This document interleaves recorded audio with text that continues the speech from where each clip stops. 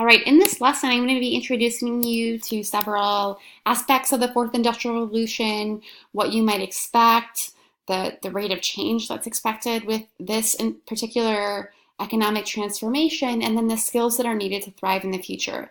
And this is part of that lesson where you're thinking about the divide between school and the world and the growing divide between what it means to succeed in school and what it's going to take to succeed in an era of kind of exponential change and an era of innovation. So in this era, how do you prepare for the future? Well, it's going to take a lot of creativity, risk, and problem solving to succeed in the future of work. So I love this quote. I'm going to read it to you briefly, and I promise not to read very much in the following slides. So who could have guessed in 2005, 2 years before the iPhone was released, that smartphones would threaten hotel jobs within a decade by helping homeowners rent out their apartments and houses to strangers on Airbnb? Or that the company behind the most popular search engine would design a self-driving car that would soon threaten driving, the most common occupation among American men? And this is from an article titled A World Without Work that came out in The Atlantic a few years ago. And again, this speaks to the disruption that's happening in the sharing economy. And the sharing economy has upended a lot of traditional jobs, but it's just the start of the revolution in jobs that we expect to see with the fourth industrial revolution and the technologies associated with it. So how do you prepare for jobs that have not yet been invented? And you can look at this quote, and it's pretty shocking, and it's probably on the higher end of disruption. But the reality is that many jobs will be transformed with the coming technologies, and most of the jobs and the traditional career paths that maybe your parents had or grandparents had that are still talked about in schools today just won't be the same or won't exist, and they'll be replaced by other jobs, probably very interesting jobs, but we have to be prepared for jobs that we can't even conceive of today. And so I want you to be aware of the pace of change that's expected. The World Employment Confederation released a report recently that talked about the pace of change with this particular fourth industrial revolution, right? So McKinsey and Company has written a number of reports on the expected changes with automation and technological advances. And again, they say that the pace of change is going to be rapid and way more rapid than we can kind of grasp and comprehend. As humans, we're really good at kind of linear thinking, what's next, a couple steps ahead. It's really hard for us to grasp exponential thinking. And so what this says is that the change that's going to happen in the fourth industrial revolution is 10 times faster and at 300 times the scale, or roughly 3,000 times the impact of the first industrial revolution. It doesn't mean much to us, like our brain can't comprehend it. But I would encourage you to just even Google search or YouTube exponential growth, and you could see like grains of rice on a chessboard growth. You could see lily pads in a pond exponential growth videos, and it's shocking what exponential growth really means. And so I would refer you to those resources to really try to grasp what exponential growth or exponential change means.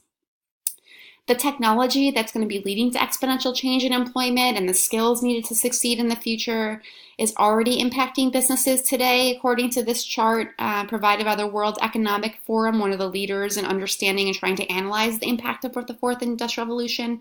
And in the coming years, we're going to see even more transformation in the economy with automation, AI, algorithms applied to everyday tasks that are routine, and then advances in biotech, and I would also add probably energy technology as well.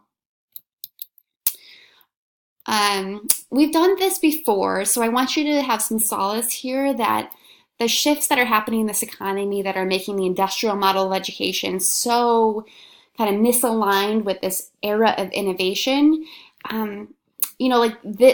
this transformation in the economy has happened before, and luckily enough, in like the 1860s, we had the Morrill Land Grant Act, where we were able to come up with a bunch of higher ed institutions, colleges, to prepare people for more industrial jobs and move away from the agricultural economy. And again, we're seeing this this economic transformation away from manufacturing. So manufacturing surpassed agriculture in about by the 1940 mark, and we're seeing the rest of the economy, service economy, tech, etc., take off, from this day forward. So it's not just that there's this large scale kind of industrial revolution and away from manufacturing into tech. There's also this kind of shift to employment into jobs, specifically in healthcare and other really high growth fields like technology related to computing and energy jobs. And what we know in this future of work is that the future of work is changing at this exponential rate, and there's not safety even in size. So the Fortune 500 company list is a list of the 500 largest corporations by revenue in the United States. And normally with large corporations, there's less churn, there's less volatility in those companies because they're so large and established. And yet what we've seen is that because of technological changes, there's been huge disruption in these formerly huge players. And so an example would be Kodak, which employed over 100,000 people in the 90s, being disrupted by digital technology and digital image companies like Instagram, which when it was sold for $1 billion in 2012, had a staff of around 10 people. And so this digital transformation and disruption in some ways is also a jobless disruption. And so that means that young people and people that are in career transitions are going to have to be ever more strategic to get a paycheck in the future of work because automation is making a lot of jobs unnecessary that were formerly done by people. In addition to this kind of tech revolution and this jobless revolution and this digital revolution associated with the fourth industrial revolution, we're also seeing a major change in the way work gets done, and that's a shift towards contract labor. And in fact, the only real job growth or workforce growth in the U.S. economy since 2014 has been in the contract or freelance labor force.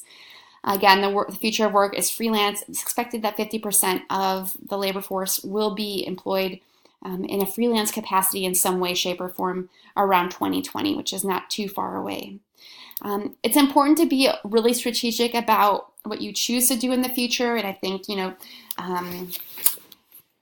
this whole course is meant to help you be really strategic about living your best life. But you should look at graphs like this and also realize that yes, healthcare is a place to be, but many healthcare jobs, and this is where a lot of growth is coming from in terms of the healthcare job market, are low pay and not great working conditions. And so this course is also going to help you think about how do you get high paid, high growth positions for the future. The numbers here are astonishing, and we'll talk more about this in this course, but the numbers from McKinsey say that about half of all jobs are going to be changed by automation, and most jobs have about 30% or about one third of the tasks that can be automated.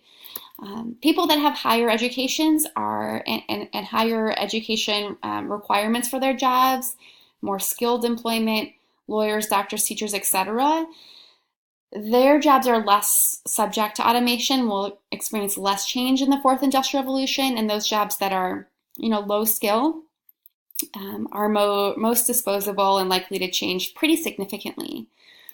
So you should look at the Bureau of Labor Statistics. They have a great resource called the Occupational Outlook Handbook.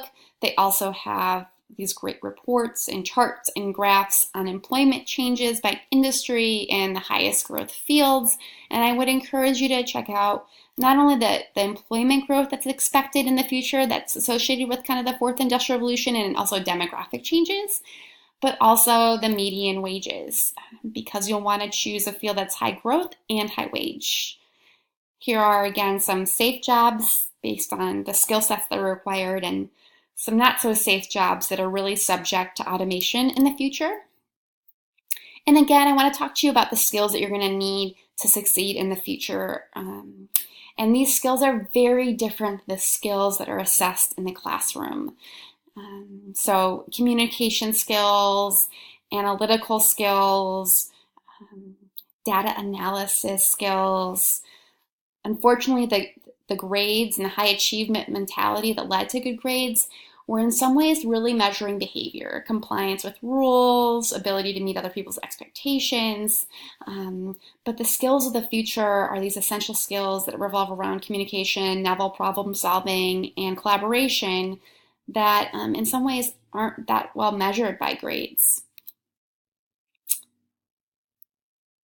Again, going back to some employment changes, and you can also imagine the skills that are needed in these jobs, and think about to what extent primary, secondary, higher ed, grades K through 16 have set you up for success in these high growth occupations, or the extent to which you're going to have to reskill, upskill, acquire new skills to join the ranks of these high growth occupations on your own. So what I would point to in this World Economic Forum report is that there's some changes between 2020 and 2015 in terms of the skills needed for the future.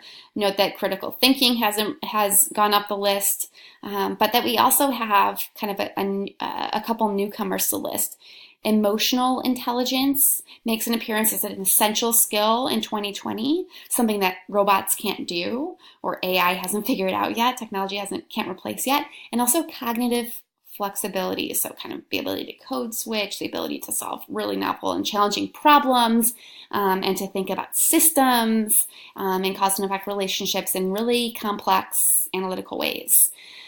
And then the other skills that are going to be required, and again, we're going to talk more about this, is from Cognizant, an organization that's thinking about the future of work, this is from the Institute for the Future, and they talk about sense-making, novel thinking, transdisciplinary thinking, social intelligence, new media literacy in the landscape of social media too, computational thinking, cognitive load management, design mindset, design thinking, cross-cultural competencies, and virtual collaboration as future skills that are going to be necessary for success. And again, think about these skills compared to the skills that you've been assessed for in school. These are some other skills that are most in demand, and I'm in Oregon, so these are the most in-demand skills for jobs postings in Oregon. So really try to focus on your communication skills, collaboration skills, and creative problem-solving, decision-making skills. And it's interesting that Excel doesn't make a big appearance in curriculums, but that is one of the top most sought after skills in terms of just hard skills. But you can also see some of these other skills that are most in demand. And again, there's very little alignment between what you learn in the K-16 system and the most in-demand job skills for these hard skills in the future. All right, so that's kind of the overview that I wanted to give you on some of the changes expected in the fourth industrial revolution and the skills alignment and maybe mismatch between the K-16 system and the expected changes in the fourth industrial revolution. Thanks for listening.